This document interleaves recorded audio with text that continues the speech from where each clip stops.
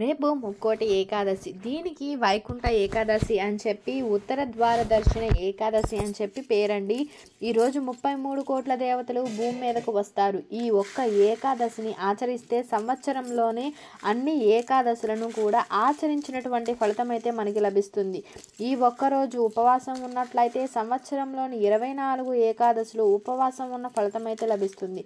ఈ ఒక్కరోజు జాగరణ చేస్తే సంవత్సరంలోని అన్ని ఏకాదశులు జాగరణ చేసిన ఫలితం అయితే వస్తుంది. కాబట్టి ఈ ఏకాదశిని ఎవరు మిస్ చేసుకోకండి. ఎంతో పవిత్రమైనటువంటి ఈ ముక్కోటి ఏకాదశి రోజున ఇంటిలోని ఆడవాళ్ళు పొరపాటున కూడా ఈ కూరను అయితే వండకూడదండి. ఎవరూ కూడా ఈ కూరను తినకూడదు. మరి ఏమిటండి అది అనేది తెలుసుకుందాం. కాదని సరే ఎవరైనా సరే ఇది తింటే చేతిలో పైసా కూడా మిగలదు, నరకానికి పోతారు, 7 జన్మల దరిద్రం పడుతుంది. కాబట్టి ఎవరు కూడా ఈ కూరనైతే అస్సలు వండకండి, తినకండి. అండ్ ఈరోజు ఈ కూరను కనుక మనం తిన్నట్లయితే ఆర్థిక సమస్యలు అనేవి తలెత్తుతాయి. చేతిలోని ధనమంతా ఖర్చు అయిపోతూ ఉంటుంది. మీరు అప్పుల పాలైపోతారు.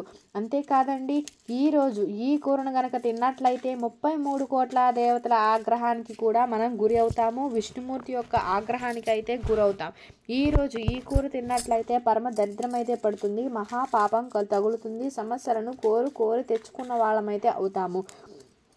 ఏకాదశి రోజు ఈ కూరను కనుక తిన్నట్లయితే భవిష్యత్తులో మనం అనేక రకాల కష్టాలను అయితే ఎదుర్కోవాల్సి వస్తుంది. ఆ లక్ష్మీదేవి యొక్క ఆగ్రహానికి అయితే గురి అవుతూ ఉంటాము. కోరి కష్టాలన్నీ కొని తెచ్చుకున్నట్లుగా అవుతుంది. కాబట్టి ఈరోజు తెలియక కానీ ఈ కూర తిన్నట్లయితే నరకానికి కూడా పోతామని శాస్త్రాల్లో చెప్పడం జరుగుతుంది. కాబట్టి ఈ ముక్కోటి ఏకాదశి రోజున ఎవరు కూడా ఈ కూరను అయితే వండకండి, తినకండి. మరి ఇంతకీ ఈరోజు మనం ఏ కూర తినకూడదు అనేటువంటి విషయాన్ని మనం ఈ వీడియోలో వివరంగా తెలుసుకుందామండి, క్లియర్గా. అండ్ మీరు వీడియోని స్కిప్ చేయకుండా చివరి వరకు చూడండి. మీరు కనుక కొత్తగా వాచ్ చేస్తున్నట్లయితే ఛానల్ని సబ్స్క్రైబ్ చేయటం మర్చిపోకండి. మీకు కనుక నచ్చితే లైక్ చేయండి. అండ్ ఇప్పుడు మనం వీడియోలోనికి వస్తే ఏంటంటే, మనం ఈరోజు ముక్కోటి ఏకాదశి లేక వైకుంఠ ఏకాదశి మనకి చాలా చాలా ఇంపార్టెంట్ అండి. చాలా పవిత్రమైనటువంటిది కూడా. ఇది మనకి శుక్రవారంతో కలిసి రావటం అనేది ఇంకొంచెం విశేషమనే చెప్పాలి. ఈరోజు 33 కోట్ల మంది దేవతలు కూడా భూమి మీదకైతే వస్తారు. హైందవుల పండుగ అయితే చంద్రమానం ప్రకారము లేక సౌరమానం ప్రకారము జరుగుతూ ఉంటుంది. కానీ ఈ రెండింటి కలయికతో ఆచరించేటువంటి పండుగ ఏంటండి అంటే అది ఒక్క ముక్కోటి ఏకాదశి అండి. సూర్యుడు ధనస్సు రాశిలోనికి ప్రవేశించిన తర్వాత వచ్చేటువంటి ఏకాదశిని ముక్కోటి ఏకాదశి అయితే జరుపుకుంటారు. ఈరోజు ముక్కోటి దేవతలందరూ కూడా విష్ణుమూర్తిని దర్శించుకుంటారని చెప్పి పురాణ కథ అయితే ఉంది. అందుకు ఈరోజు ముక్కోటి ఏకాదశి అనేటువంటి పేరైతే వచ్చింది. ఇక ఈరోజు మధుకైటవులు అనేటువంటి రాక్షసులను శాప విమోచనం కలిగించి వారికి తమ వైకుంఠ ద్వారం దగ్గర దర్శనాన్ని అనుగ్రహించారు శ్రీ మహావిష్ణువుల వారు. తమలానే ఎవరైతే ఈరోజు వైకుంఠ ద్వారాన్ని పోలిన ఉత్తర ద్వారాన్ని దర్శించుకుంటారో వారికి మోక్షాన్ని ప్రసాదించమని చెప్పి వాళ్ళు కోరుకోవటం అయితే జరుగుతుంది వారిద్దరూ. సో అప్పటి నుంచి కూడా ఉత్తర ద్వారం నుంచి స్వామిని దర్శించుకోవటం అనేది జరుగుతుంది. ఏకాదశి రోజున వైకుంఠంలోని విష్ణుమూర్తి యొక్క ఆంతరంగిక ద్వారాలు అనేవి తెరుచుకుంటాయి. కాబట్టి దీనికి వైకుంఠ ఏకాదశి అన్న పేరైతే స్థిరపడింది. ఇంకొక విషయానికి వస్తే మనం ఏంటంటే ఏకాదశి రోజు వైకుంఠ వాకిళ్ళు తెరుచుకుంటూ ఉంటాయని, వైష్ణవాలయాలలోని ఉత్తర ద్వారం దగ్గర భక్తులు తెల్లవారుజామునే వేచి ఉంటారు.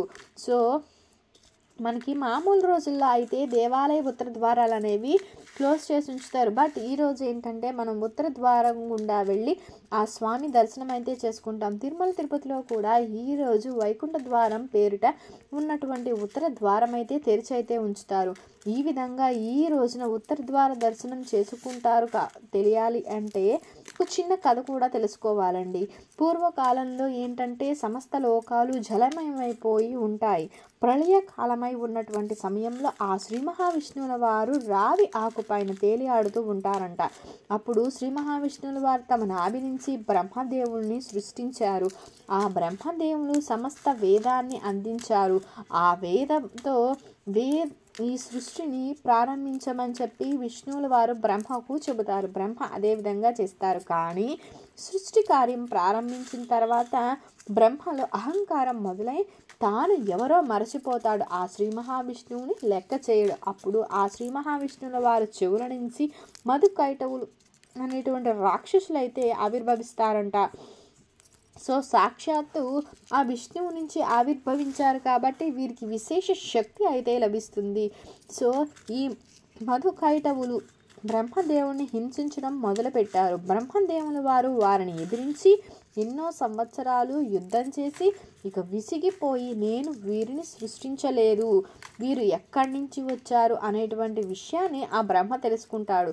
అప్పుడు ఆ బ్రహ్మాహంకారం అయితే తొలగిపోయి ఆ శ్రీ మహావిష్ణువు దగ్గరకు వేరి శరణు వేడుతారు. అప్పుడు శ్రీ మహావిష్ణువుల వారు ఈ విధంగా చెబుతారు, బ్రహ్మదేవ, అహంకారం వల్ల నీకు ఎన్ని కష్టాలు వచ్చాయో చూసావా, అయినా సరే నేను నిన్ను రక్షిస్తాను అని చెప్పి మైదు కైటవులను పిలిచి వారితో ఈ విధంగా చెబుతారండి. మానవులు మీరు నా నుంచి ఆవిర్భవించారు కాబట్టి ఈ రాక్షస తత్వాన్ని వదిలి ఏదైనా సరే మంచి వరాన్ని కోరుకోమని చెప్తారు. అప్పుడు మధుకైటవులు విష్ణువుతో మీరు వరం ఇవ్వడం ఏమిటి, మేమే మీకు వరం ఇస్తాము, కోరుకో అని చెప్పడం జరుగుతుంది. అప్పుడు వారి అహంకారం చూసి ఆ శ్రీ మహావిష్ణువుల వారు అయితే నేను నా కోరిక నేను కోరుతున్నాను, మీరు నా చేతిలో చనిపోండి అని చెప్పి కోరతారు. దానికి మధుకైటవులు ఈ విధంగా అంటారు, సరే అయితే మీ చేతులతో మేము మరణిస్తాం, కానీ మీరు మాతో ద్వంద్వ యుద్ధం చేయాలి అని చెప్పడం అయితే జరుగుతుంది. ఆ శ్రీ మహావిష్ణువుల వారు దానికి అంగీకరిస్తారు. అస్త్రాలు లేకుండా చేతితో పిడిగుద్దులతో వారి మధ్య యుద్ధం అయితే జరుగుతుంది. అలా వారు శ్రీ మహావిష్ణువు యొక్క స్పర్శ జరిగి ఎంతో ఆనందాన్ని అయితే పొందుతారు. అప్పుడు ఒక ఆలోచన అయితే కలుగుతుంది, శరీరాన్ని తాకితేనే ఇంతటి ఆనందం ఉంటే వైకుంఠంలో ఉంటే ఎలాంటి ఆనందం వస్తుందో కదా అని చెప్పి ఆ శ్రీ మహావిష్ణువుతో మాకు ఒకే ఒక వరం కావాలి, మమ్మల్ని వైకుంఠ లోకానికి తీసుకువెళ్ళండి, ఎప్పుడూ మీతో ఉండే వరాన్ని మాకు ఇవ్వండి అని చెప్పి విష్ణుమూర్తిని కోరుతారు. అప్పుడు శ్రీ మహావిష్ణువుల వారు ఈ విధంగా అంటారు, మీరు రాక్షసులు కదా, వీరిని వైకుంఠం తీసుకువెళ్ళడం న్యాయమేనా, లోకానికి ఇబ్బందికరంగా మారుతుందేమో అని చెప్పడం జరుగుతుంది. సో వైకుంఠానికి ఉండే ఉత్తర ద్వారం తెరిపించుకోవడం జరుగుతుంది.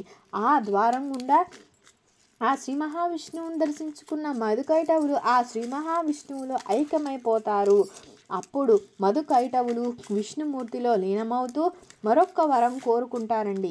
ఏ భక్తులైతే ముక్కోటి ఏకాదశి రోజున ఉత్తర ద్వారం నుంచి మిమ్మల్ని స్మరిస్తూ మిమ్మల్ని మీ దర్శనం చేసుకుంటారో వారికి కూడా మోక్షాన్ని ప్రసాదించండి స్వామి అని చెప్పి కోరుకోవడం జరుగుతుంది. దానికి శ్రీ మహావిష్ణువుల వారు అంగీకరిస్తారు. ముక్కోటి ఏకాదశి రోజున దేవతలు కూడా ఉత్తర ద్వార దర్శనం గుండా స్వామివారిని దర్శించుకుని మోక్షాన్ని అయితే పొందుతారు. అప్పటి నుంచి ధనుర్మాసంలో వచ్చేటువంటి మొదట ఏకాదశి అయినటువంటి ఈ ముక్కోటి ఏకాదశి రోజున ఈ విధంగా భక్తులు ఉత్తర ద్వార దర్శనం గుండా స్వామివారిని అంటే ఆ శ్రీ మహావిష్ణువుని దర్శించుకొని మోక్షాన్ని అయితే పొందుతారు. ఇది ఈ వైకుంఠ దర్శనం యొక్క ఉన్నటువంటి కథ అండి. ఇంకా ఎంతో పవిత్రమైనటువంటి ఈ ముక్కోటి ఏకాదశి రోజున మనం పప్పు మరియు ములక్కాడ ఈ 2 కూరలు తినకూడదండి. ఇంట్లో ఆడవాళ్ళు ఈ కూరను అయితే వండకూడదు, ఎవరూ కూడా ఈ కూరలు తినకూడదు. పప్పు అంటే కందిపప్పు, పెసరపప్పు, ఎర్రపప్పు, శనగపప్పు ఇట్లా ఏ పప్పు కూడా ఈరోజు తినకూడదు. పప్పును కూర రూపంలో కానీ చారుల రూపంలో కానీ తాలింపులో వేసుకుని కానీ ఈ విధంగా ఏ రూపంలో కూడా పప్పులు అయితే తినకూడదండి. అండ్ ములక్కాడ కూడా కూరల రూపంలో పచ్చళ్ళ రూపంలో కానీ ఏ రూపంలో కూడా తినకూడదు. కాదని చెప్పి మనం ఈ రోజున ఏ రూపంలో అయినా సరే తిన్నాము అంటే పప్పును కానీ ములక్కాడను కానీ అప్పుల పాలైపోతాము. చేతిలో అయితే ధనం అనేది ఉండదు, ఆర్థిక సమస్యలు అనేవి కలుగుతాయి, కోరి సమస్యలను అయితే కొని తెచ్చుకున్నట్లుగా అవుతుంది. సో ఈరోజు గుర్తుపెట్టుకొని ఇంట్లో ఆడవాళ్ళు పప్పును కానీ ములక్కాడను అస్సలు యూజ్ చేయకండి. ఎవరు కూడా ఈరోజు ఈ కూరలను తినకండి. కాదని తిన్నారంటే చాలు కష్టాల పాలవుతారు. వీటితో పాటు మీరు ఈ రోజున నాన్ వెజ్ని కూడా స్వీకరించకూడదు. చాలామంది కూడా నాన్ వెజ్ అంటే మాంసం అయితే అనుకుంటూ ఉంటారు కదా, మాంసం ఒకటే కాదండి, ఎగ్స్ కూడా తినకూడదండి. ఎగ్సే కాదు, ఇక సీ ఫుడ్ ఫిషెస్ అవి కూడా ఏమీ తినకూడదు. చేపలు అలాంటివి కూడా ఏమీ తినకండి. ఈ ముక్కోటి ఏకాదశి రోజున నాన్ వెజ్ దగ్గరికి కూడా వెళ్ళకండి. ఈరోజు ఇవి కూరల రూపంలోనే కాదు, ఏ రూపంలో కూడా మనము బిర్యానీలు కానీ, పచ్చళ్ళు కానీ, ఇక ఫ్రైడ్ రైస్ ఏ రకంగా కూడా మనం ఈ ఐటమ్స్ని అయితే మనం ఏ రూపంలో కూడా నాన్ వెజ్ని తినకూడదండి. అండ్ ఎగ్ని కూడా ఎట్టి పరిస్థితుల్లో కూడా ఈ రోజుని నాన్ వెజ్ తినకూడదు. సాయంత్రం అవ్వగానే చాలామంది ఏం చెప్పి నూడిల్స్ అవి అన్నీ తింటుంటారు కదా, బట్ ఏంటంటే వాటిలో కూడా మనం ఎగ్ అనేది కూడా యూస్ చేస్తుంటారు. సో ఈరోజు ఎగ్ చికెన్ కలిపినటువంటి వాటిని అస్సలు అయితే తినకూడదు. మామూస్ ఇట్లాంటివి ఏదైనా సరే వాటిల్లో కూడా ఎగ్స్ అవి యాడ్ చేస్తూ ఉంటారు కదా, సో అస్సలు తినకండి. మీకు తినాలనిపిస్తే వెజ్ తినండి. ఈ విధంగా అస్సలు చేయకండి. నాన్ వెజ్ తినకూడదు. కందిపప్పుని సాంబార్ రూపంలో కానీ పప్పుచారు రూపంలో కూడా వీటిని స్వీకరించకూడదు. మ్యాక్సిమం ఈరోజు ఏంటంటే బయట ఫుడ్ తినుకోకుండా ఉంటే చాలా మంచిది. బయట ఏం ఎలా కలుపుతారో మనకు తెలియదు కదా, సో ఈరోజు నాన్ వెజ్ తినకూడదు. వీలైనంత వరకు మనం ఆహార నియమాల తెలిసి కానీ తెలియక కానీ నాన్ వెజ్ని తిన్నామంటే నరకానికి పోతామని చెప్పి పురాణాలు అయితే చెప్పడం జరుగుతుందండి. అంతేకాదు ఈరోజు మాంసాహారం తిన్నట్లయితే 33 కోట్ల దేవతలకు కోపాలకు శాపాలకు గురి అవుతాం. ఈరోజు నాన్ వెజ్ తింటే 7 జన్మల దరిద్రం అయితే పడుతుంది, నరకానికి పోతారు, కడుపులో సమస్యలు అయితే కలుగుతాయి, కోరి కష్టాలను అయితే కొని తెచ్చుకున్నట్లుగా అవుతుంది. సో మహాపాపం అయితే కలుగుతుంది. కాబట్టి ఈరోజు ఎవరూ కూడా నాన్ వెజ్ని తినకూడదు. పప్పు, ములక్కాడ, నాన్ వెజ్ ఈ 3 కూడా ఈ ముక్కోటి ఏకాదశి రోజున అయితే తినకూడదండి. కాదని తింటే మాత్రం మనం ఖచ్చితంగా దరిద్రాన్ని కొని తెచ్చుకున్నట్లయితే అవుతుంది. చేతిలో ధనం ఖర్చు అయిపోతుందని చెప్పవచ్చు. అప్పుల పాలైపోతాము, నరకానికి పోతాము, మహాపాపం అయితే కలుగుతుంది. సో ఫ్యూచర్లో కూడా మనం అనేక రకాల సమస్యలను అయితే ఎదుర్కోవాల్సి వస్తుంది. కోరు కష్టాలు కొని తెచ్చుకున్నట్లుగా అవుతుంది. సకల దేవతల ఆగ్రహానికి కూడా మనం గురి అవ్వాల్సి వస్తుంది. 7 జన్మల దరిద్రం పడుతుంది, చేతిలో పైసా మిగలదు, రోగాలు అయితే కలుగుతాయి. కాబట్టి ఈ ముక్కోటి ఏకాదశి రోజున ఎవరూ కూడా ఈ కూరల్ని తినకోకుండా జాగ్రత్తగా ఉండండి. అదేవిధంగా ఈరోజు ఉపవాసం ఉన్న వాళ్ళు ఖచ్చితంగా జిలేబీని అయితే స్వీకరించాలండి. ఈ విషయం కూడా చాలామందికి తెలుసు. ముక్కోటి ఏకాదశి రోజున జిలేబీ తింటే సకల శుభాలు కలుగుతాయని కూడా చెప్పడం జరుగుతుంది. ఆ శ్రీ మహావిష్ణువు ఆశీర్వాదం కూడా కలుగుతుంది. ఎందుకంటే శ్రీ మహావిష్ణువు యొక్క సుదర్శన చక్ర ఆకారంలో ఉంటుందండి ఈ జిలేబీ అనేది. పైగా పండుగ పూట తీపి తినాలి అనేటువంటి ముఖ్య ఉద్దేశంతో చాలా కొన్ని ప్రాంతాలలో ముక్కోటి ఏకాదశి రోజున జిలేబీని అయితే తింటూ ఉంటారు. ఈరోజు ఉపవాసం ఉన్నా లేకపోయినా జిలేబీని తప్పనిసరిగా తినండి. ఇదండి, తెలుసుకున్నారు కదా ఈ ముక్కోటి ఏకాదశి రోజున ఏ ఆహారం స్వీకరించకూడదు అనేది. మీకు కనుక ఈ వీడియో నచ్చినట్లయితే లైక్ చేయండి, షేర్ చేయండి, సబ్స్క్రైబ్ చేయడం మర్చిపోకండి. కొత్తగా వాచ్ చేస్తున్నట్లయితే థ్యాంక్ యూ ఫర్ వాచింగ్.